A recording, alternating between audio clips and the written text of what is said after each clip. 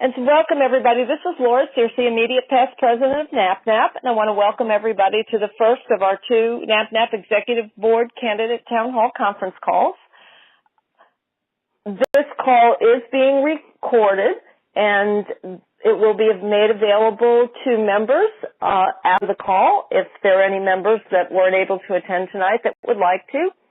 And I'm going to start out by letting each candidate introduce themselves and state the position for which you are running.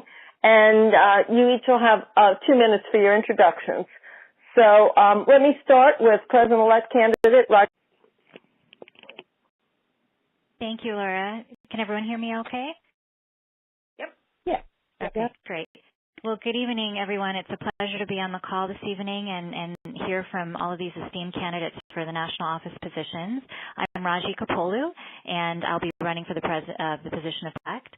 I have been an advanced practice nurse, practiced clinically out here in California for about 15 years, and I'm happy to report that my career with NAPNAP has been really since that time, since I was a student. Have a background clinically working as a nurse practitioner in pediatric cardiology and pediatric general surgery here at the Children's Hospital at Stanford, and have had the opportunity in the last 2 years to be involved in a management and now interim director role for the advanced practice group here at the hospital. From a professional standpoint, working with NAPNAP, I've had the opportunity to work locally as past legislative chair and past San Francisco Bay Area chapter, and had the honor of serving on the board as chapters chair between 2010 and 2014. And that really introduced me to the operations of the organization and working very closely with all of our chapter leaders and presidents and officers to help garner the support that the chapters needed to carry out goals of the association. Once I had completed my term as chapters chair, I had had a year off from being on the board and then stepped into being the health policy chair from 2015 to 16. And that was an exciting time to work really carefully at looking more at child health advocacy, and specifically injury prevention was an area working carefully with the health policy committee. And one of the things that I was most proud of in that time was working toward developing a coalition toolkit for our members, looking more carefully at how to effectively build coalitions and working with other stakeholders around pediatric and child health. So that's been a wonderful opportunity of mine, being a member of NAPNAP, and I'm excited to be considered for the position of president-elect. I have a strong focus in children's health policy, as I mentioned, and one of the things that I think has been really great to bring me to this point is having gone back to school and earned a master's degree in health law, which is a really interesting program, a lot more of an understanding of policy and regulation and how the law impacts child health and how we can sort of address those barriers from both child health and professional practice, and that's partly why this has been a great time for me to consider for this position.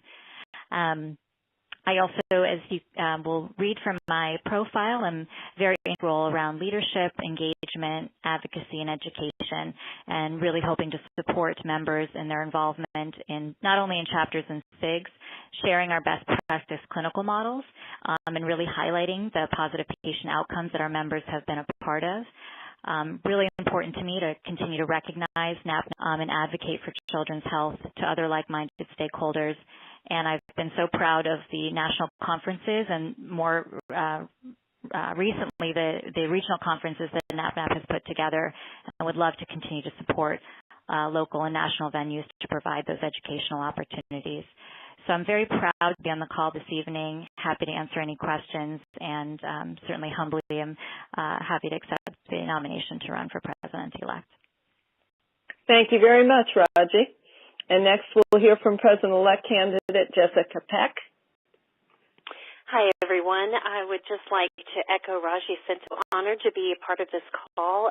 Raji and I share in common that we've both been nurse practitioners for 15 years, and I'm a pediatric nurse practitioner, obviously, in primary care, and I have been working in the primary care setting ever since graduation. My whole nursing career has been in pediatrics, but currently I maintain an outpatient pediatric care, and I also work at a community regional hospital providing newborn care in the hospital, and was really proud to have been a part of the program to develop the first advanced practice nursing program there, and so that's been really successful and an exciting thing. And I actually actually am faculty. I've been in faculty in the undergraduate, the master's program, and the clinical nurse leader program, and the DNP program most recently. I helped develop the DNP program at the University of Texas Medical Branch in Galveston, and because of that, we've had a hard time in Texas getting to be advanced in Texas, and so because of my expertise, I was recruited down to Corpus Christi, which I work at a distance from in Houston, developing their DNP program. It's the first DNP program south of Houston, and the only one south of Houston in Texas. So that's been really exciting. We just got CCNE accreditation. Just completed 2 consecutive terms as NAPNAP secretary, and in 2016, I was fortunate to be named the first chair of NAPNAP's Visionary Alliance for Care Coordination of Children in Human Trafficking. And I know you've been hearing a lot about this, and it's really a bold endeavor to place NAPNAP at the forefront more than ever before children. So I'm really excited about the national multidisciplinary collaborations and the exciting conference that we have for you in Chicago in March. I hope that you will all be able to come. And during this time, I just feel like I've been privileged to witness a dramatic transformation in NAPNAP's storied history as pediatric advocates. During a time of significant transition, we had a major bylaws change and a dramatic board structure transformation, a move to New York City, new executive director changes, and we really are more strategically placed to be impactful. And I see that already in the Alliance. And just Trafficking Awareness Month, we had a reach of more than 4.3 million people. And that's really exciting to see NAPNAP stepping up and taking a leadership role and seeing other pediatric organizations follow us.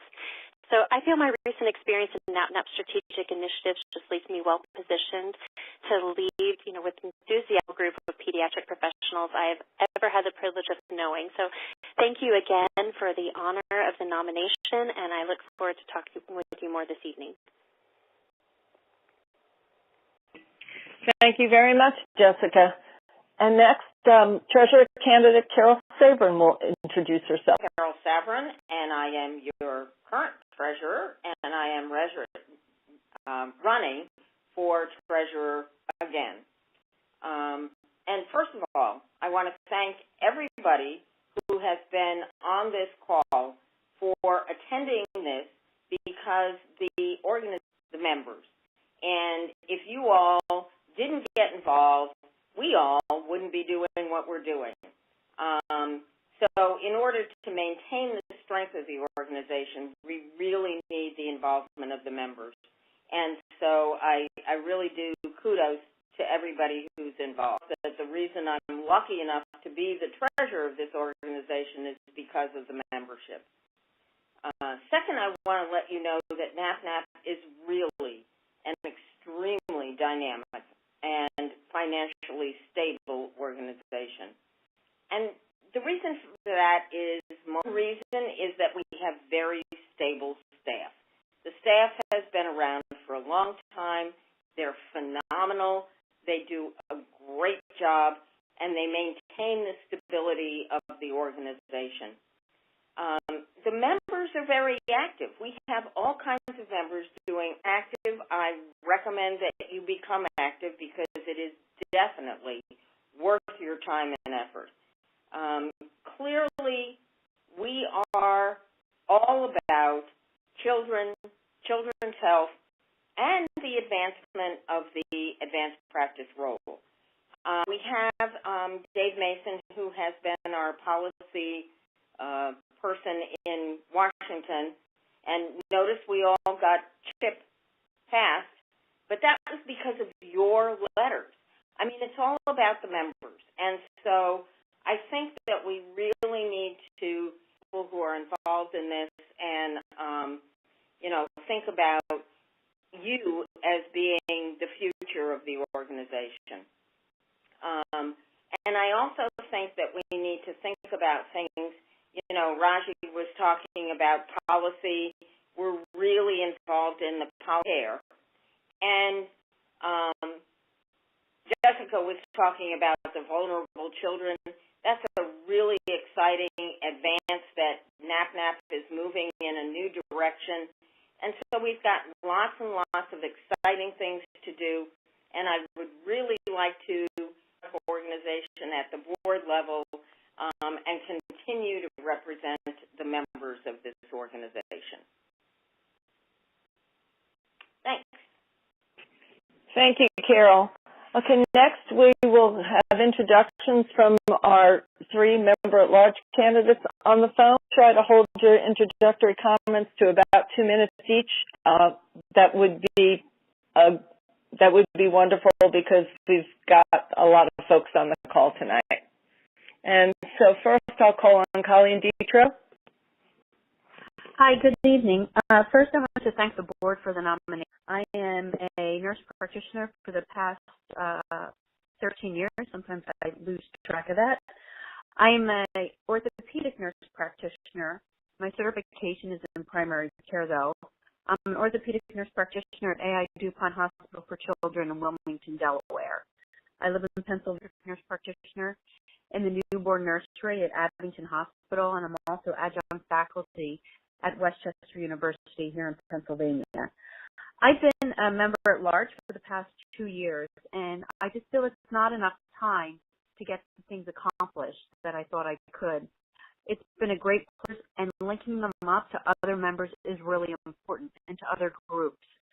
I'm going to, I've reached out to Jessica. She's going to speak at my orthopedic meeting in May, which I think is great, linking up different groups of nurse practitioners. And I'm reaching out to the Virginia.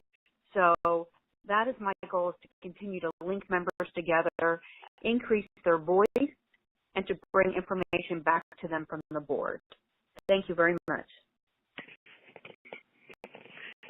Thank you, Colleen. And next we'll hear from Lacey Eden. I've been a nurse practitioner for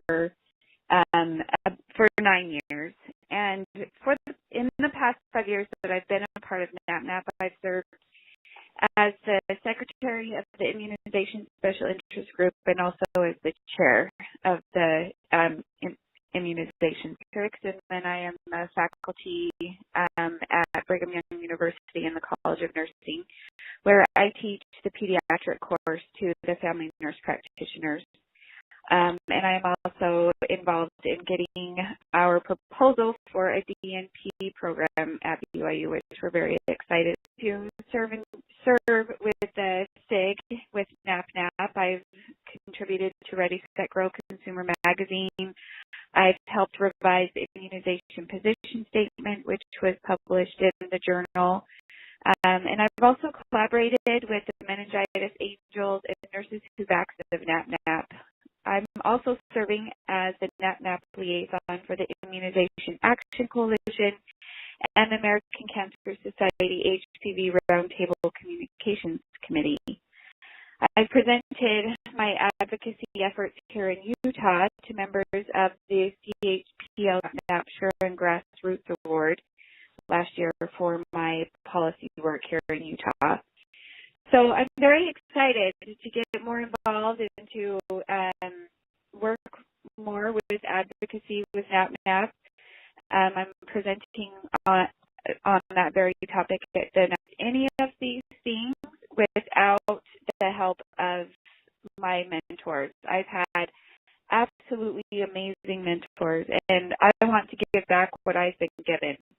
I feel like being a member at large would be the next step for me to enhance and enrich, to give back and help other members of our organization get involved. And I'm really excited about this opportunity. I'm very honored to be nominated. So thank you very much. Thank you, Lacey. Thank you, Laura. I am Maria Gianetta, and I'm running for member-at-large position, and I am currently a member-at-large on the board. I've been a member at NAPNAP since 1980, although I'm much younger than that fact. And I have worked with almost every executive director as we've seen the evolution of our organization move through to the outstanding numbers of enrollment and interactive activities that are going on now. So I am very adept in trying to increase the communication and the interaction, reaching out with members to make them feel that their voice is heard, as Colleen was saying. I do feel that I am well grounded in not only NAPNAP, having served, also having the opportunity to be on the NAPNAP Foundation Board, being an awards development committee member, and being a clinical expert for NAPNAP. Because I have been a nurse practitioner for so many years, doing primary care for over 15 years, 34 years of academic experience, retiring as a full professor just last August, but having taught in every level of nursing and developing a DMP program at California State University, Fresno. Each of those different items bring a different perspective. Well, with the membership, when different issues come up in specialty practice, in primary practice, and then in academia. And I, again, as the others have said, I'm honored to be on the slate today, and really appreciate the opportunity to come. Thank you very much, Taria. Now, there were some questions that were submitted in advance. So this next portion of the call will give you all an opportunity to our President-elect candidates, and in alphabetical order. So Raji will go first, followed by Jessica. And the first question is, why did you decide to run for office at this time? Raji, go ahead. 2 terms as chapter chair and then health policy chair from the board. I knew I couldn't stay away too long. I definitely felt the void being away from my colleagues and being around and being more involved with NAPNAP. So the timing was very good. We're still very strong in my mind, again, of understanding those connections to both the world of advocacy as well as chapter operations. The second reason I decided to run for office at this time is I have an extreme amount of support from my current hospital, my leadership, and my colleagues. The reason was because I was completing my degree with my master's degree in health law and policy, and I really wanted to make sure that I dedicated the time to completing that in order to be able to fully facilitate and be available for the position. So for those 3 reasons, I felt it was for pediatric health, not only in the current healthcare topics that are affecting kids, but also the way that we're delivering healthcare, and to be back involved in a leadership position in NAPNAP to facilitate and be a part of those discussions was really intriguing to me. Thank you so much. Yes, as Raji shared as well, I've been a part of NAPNAP ever since I was a student nurse practitioner, and that's been longer and longer ago. And I've really worked my way through the organization, first as an active member secretary on the executive board for 2 terms, and then, of course, chair for the Alliance for Care Coordination of Children and Human Trafficking. And I currently hold a position on the NAPNAP Partners for Vulnerable Youth Board. I feel like this has really given me a committee, and it's given me a great overview of all of the inner workings of the organization. And one of my main goals as chair of the Alliance was to increase the collaboration and the engagement of the membership and the SIGs. And I really see that already happening, the SIG initiative. I feel like I have an expertise in developing multidisciplinary and collaborative coalitions to achieve strategic goals. And so it just feels like, this is the right time to take the role as president, powerful piece of advocacy and child health care. I finished my DNP, my terminal degree. I have 5 degrees, actually. My husband says it's time to move on and get a new hobby. And I'm established in my academic career, the pediatric nurse practitioners. I know how much you appreciate that. And so it just feels like the right time in both my academic career and my professional life to take on a new responsibility. How do you handle conflict? And this time I'll let Jessica go first. Well, as I just mentioned, Laura, I have 4 children, ages 14, 12, 10, and 8, said that 10% of conflict is due to a difference in opinion and 90% is the wrong tone of voice. So I feel like, honestly, I'm not afraid of conflict. For good ideas and true innovation, you need that human interaction. So, I was in the National League for Nursing Leadership Institute, and that was the year-long mentorship program, which really was instrumental in helping me learn more about conflict resolution, and I learned about the Thomas Kilmann conflict mode instrument. You have to look at the situation and see sometimes it calls for different things, but collaborating, competing, compromising, accommodating, or avoiding, and I think, a great amount depends on the flexibility of the situation, but always vision of their feelings, but always being protective of the non-negotiables and the goal. I'm very direct, so I think that honest, open communication in a respectful manner is the best way to. Thank you, Jessica. Raji? Thank you, and I wholeheartedly agree and appreciate Jessica's comments. I think that, I handle conflict as those involved in any kind of conflict, whether it be between people, organizations, between thoughts, really just want to be understood.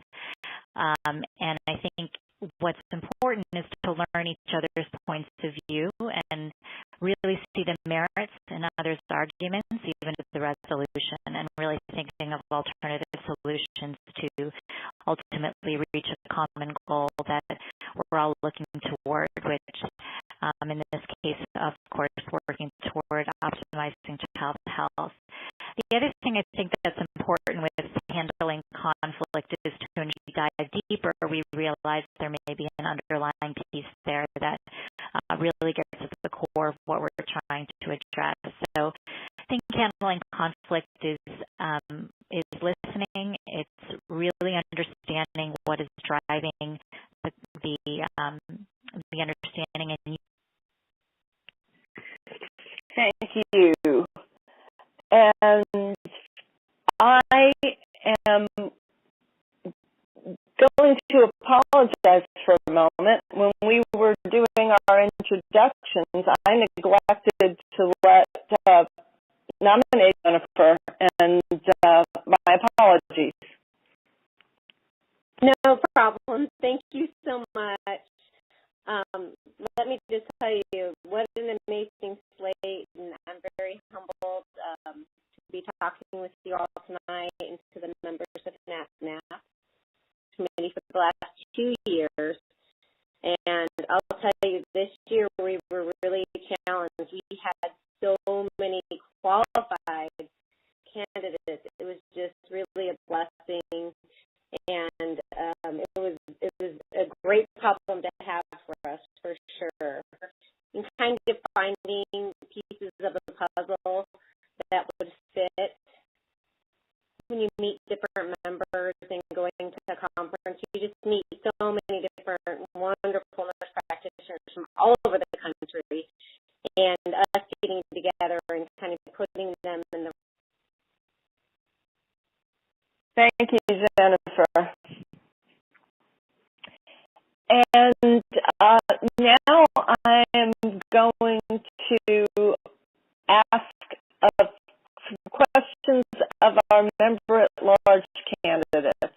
And issues are you hoping to represent or would you like addressed at the board level?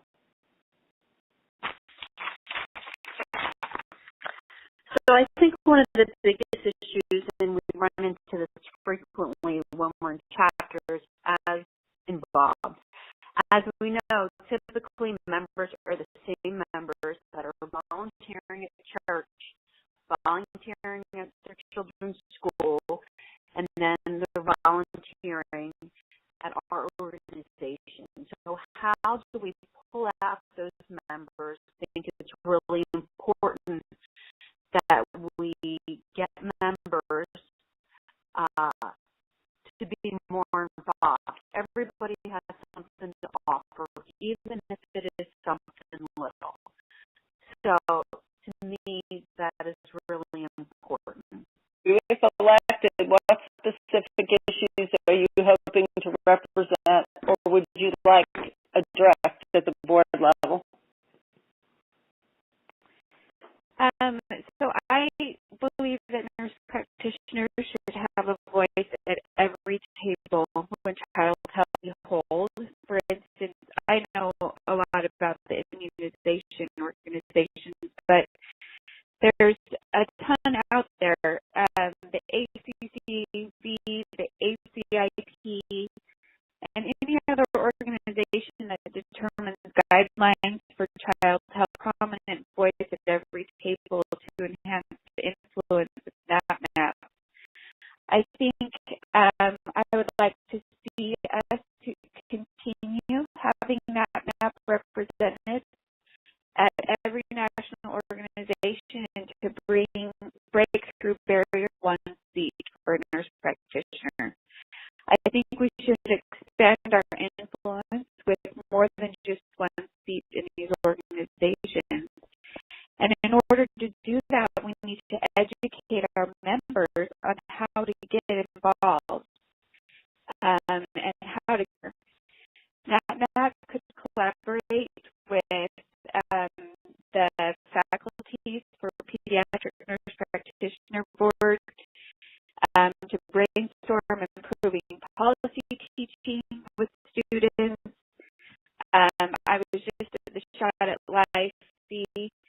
I think we just need to look at different angles where we can get more nurse practitioners involved and on board so that our voices can be heard and NAPNAP can be prominent.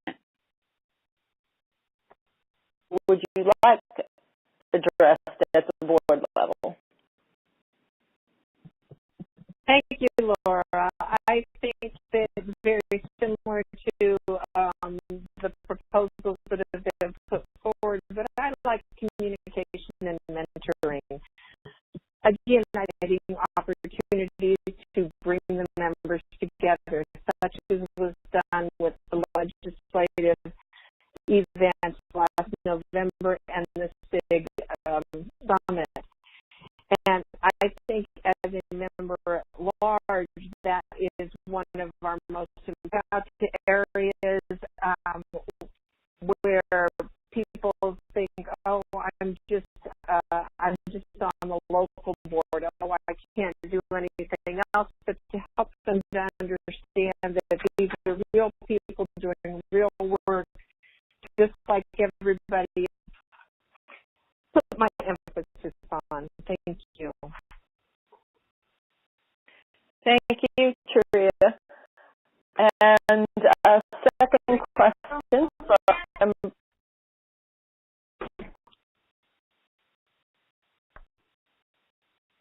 our member at large candidate, and I'll go in backwards order this time, and I'll let Taria answer first. What unique skills do you bring to the table, and how do you see them fitting with NAPNAP? Serving in local areas, being involved in regional dynamics, and then being on the board in various different ID areas. That experience is very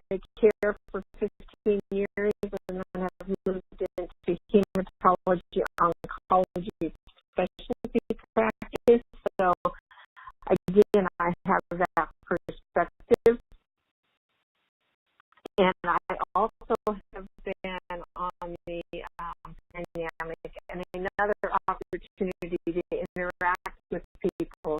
So I'm bringing in a perspective of, again, where I love mentoring is reaching out, identifying people, sharing to represent NAPNAP. Thanks, Julia. And then, Lacey, I'll repeat the question to you. What unique skills do you bring to the table, and how do you see them? And that puts me at a little bit of a disadvantage because I don't have quite as much experience. But in the 5 years that I have been with NAPNAP and as the chair of the immunization SIG, I have collaborated and met some amazing people. I've had the opportunity to be mentored by passionate leaders in the nursery to get involved and realize my true potential.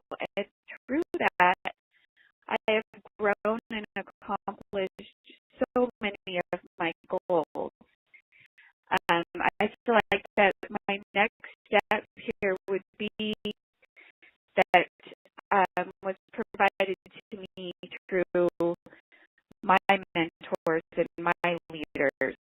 So I think for me, my unique skills that I have is just see their potential and how they can participate and get involved. Thank you, Lacey. And Colleen, what unique skills do you bring to the table, and how do you like meeting new people and partnering with other groups? The mission of NAPNAP is to empower pediatric focused nurse practitioners and their interprofessional partners. ARCA, which I'm on the board, we have partnered with them as well as the Ortho SIG of NAPNAP. So I have connections through that group, which I think is really important. I'm also the chapter as president and as part of their education committee as well. So I think the first thing that I have is my people skills and my ability to be flexible. I'm going to move to our treasurer position, and treasurer candidate Carol Stavron.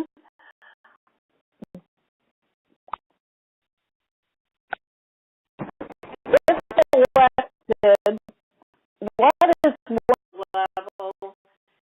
And I think that one of the things that we would like to do is get people engaged in as many different activities. There are a lot of other activities that I don't think that people necessarily realize are there.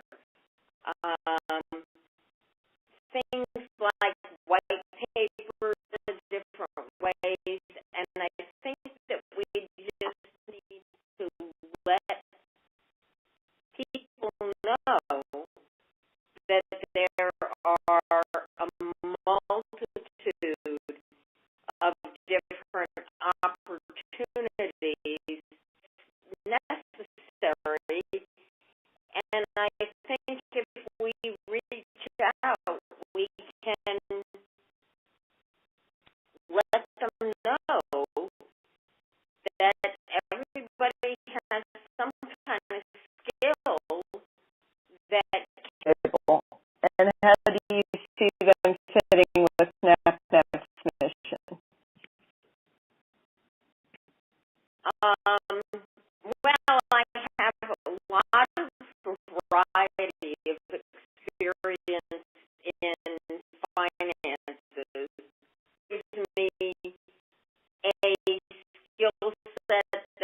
I didn't come into the original treasurer role with, but I've also been on national and local experience with budgets in terms of grants and financing with grants. Staff has been fabulous. Linda's been wonderful. But I think I finally learned what's going on with the audit and everything for NAPNAP. So, and now I'm going to move to nominations committee candidate Jennifer Joyner. Jennifer, why did you decide to run for office at this time? Need to be involved with NAPNAP. I love the networking that is involved with calling people to see if they're interested in positions, the meetings we have time to be on the phone and to call other people, engage where they're at when their career, if they're ready to become a candidate.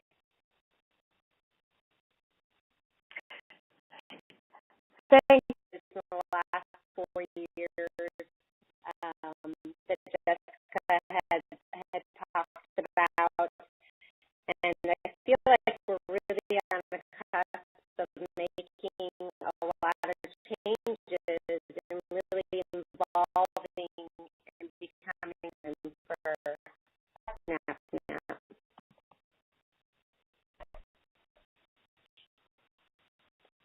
Thanks.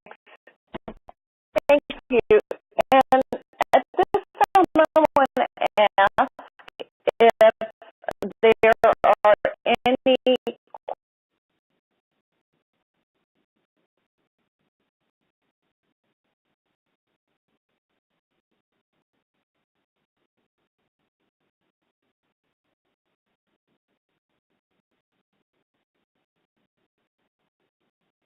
I'll give just a moment.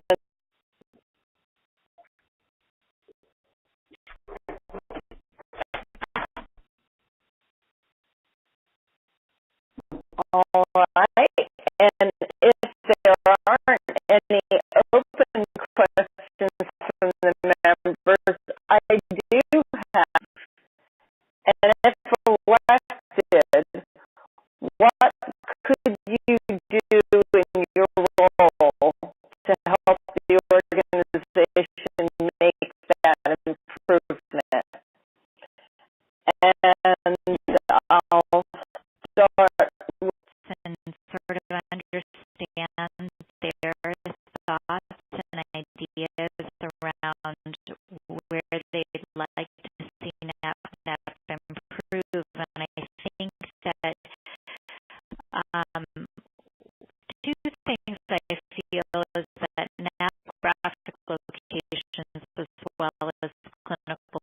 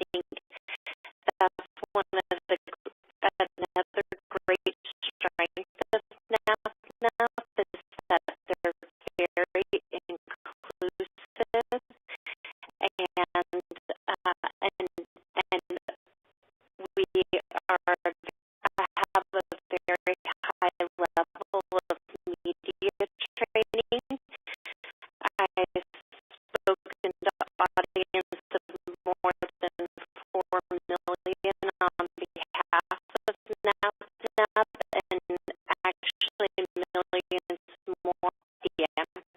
So I believe this will help me to expand NAPNAP's awareness and influence through news and social media outlets to increase our risk and other topics that we take on as we grow our muscles and our strength and flex and pediatric advocacy. And I give our member large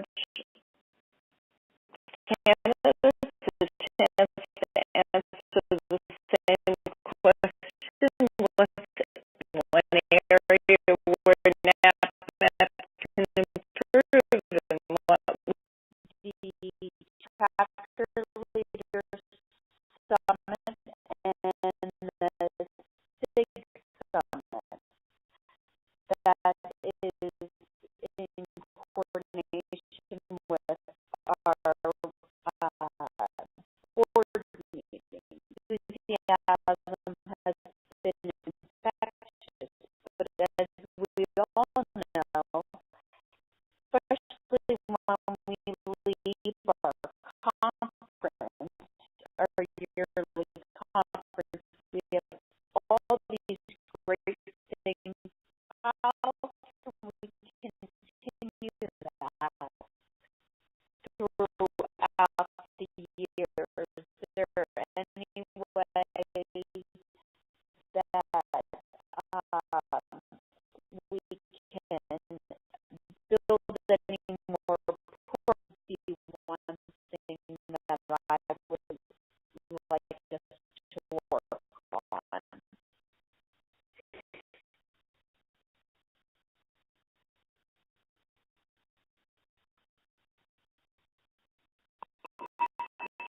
Thank you, Lake.